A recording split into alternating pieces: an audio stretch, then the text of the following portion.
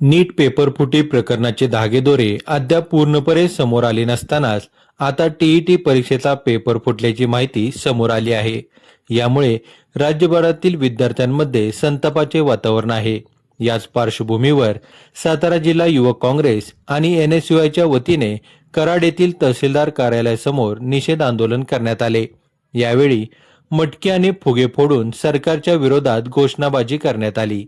राज्यात वारंवार होत असलेल्या पेपरफुटीमुळे लाखो विद्यार्थ्यांचे भविष्य धोक्यात आले असून दोषींवर कठोर कारवाई करण्याची मागणी आंदोलनकर्त्यांनी केली।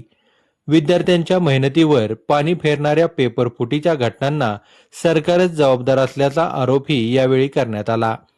पेपरफुटीच्या घटनांमुळे राज्यातील विद्यार्थ्यांचा संताप वाढत असतानाच विरोधकांनीही सरकारविरोधात आक्रमक भूमिका घेतली आहे। कराडमधील या आंदोलनानंतर पेपरफुटीचा मुद्दा पुन्हा एकदा ऐरणीवर आला आहे।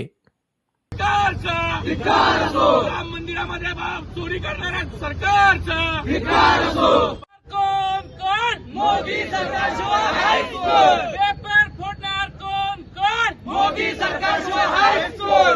नीट प्रकरणाचे दागेदारी अजून समोर आलेले नाहीत आणि अत्यंत टीईटी परीक्षेचा पेपर फुटल्याचं धक्कादायक घटना समोर आलेली आहे।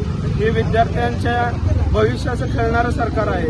राज्यातील लाखो विद्यार्थी रात्र दिवस अभ्यास करून परीक्षा देतात, पण या सरकारच्या अपयशामुळे आणि निष्काळजीपणामुळे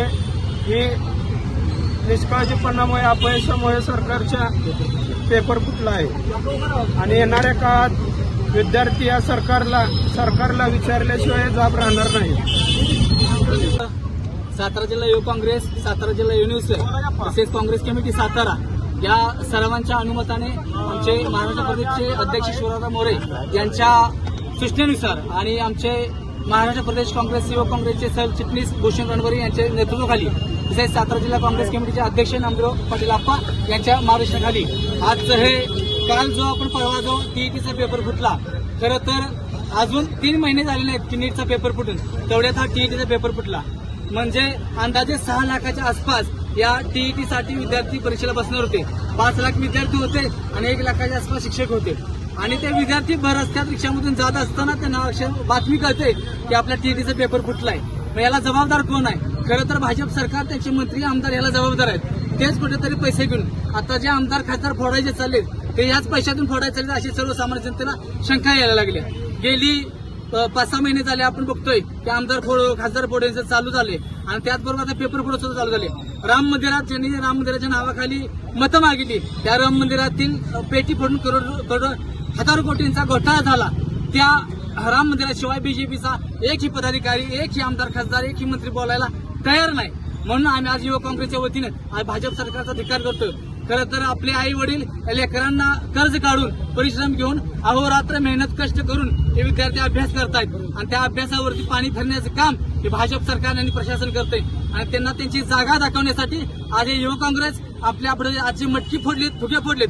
जसे आमदार खासदार फोडलेत तसेच आम्ही आज मटक्या आणि इथे फुगे फोडलेत।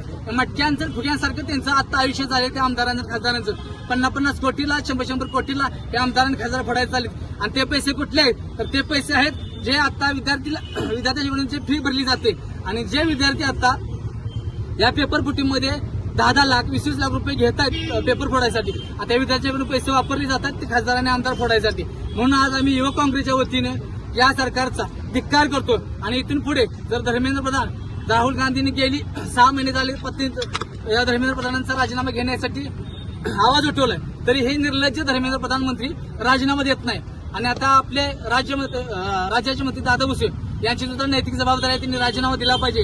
कारण 6 लाख विद्यार्थ्यांचं आणि शिक्षकांचं, ज्या शिक्षकांना 25 वर्ष शिक्षण सेवा केल्या त्या शिक्षकांना सुद्धा टीईटीचा पेपर द्यायसाठी त्यांनी हे केली होती, म्हणजे पेपर द्यायला सांगितलं होता। जो जर पेपर टीईटीचा दिला नाही तर तुम्ही त्या शिक्षक पात्रतेसाठी बसणार नाही असं शिक्षकांना सांगितलं होतं।